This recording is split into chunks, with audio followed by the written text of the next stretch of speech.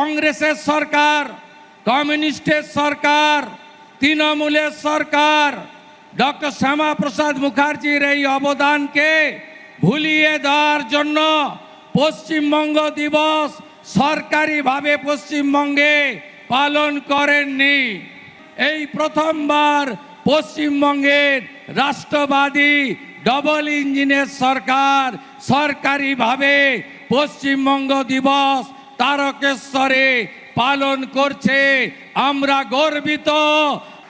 আগামী 23 তারিখ আত্মবলিদান দিবস এবং 6 জুলাই ডক্টর শ্যামাপ্রসাদ মুখার্জির 125তম জন্ম জয়ন্তী আমরা সাড়ম্বরে পালন করি।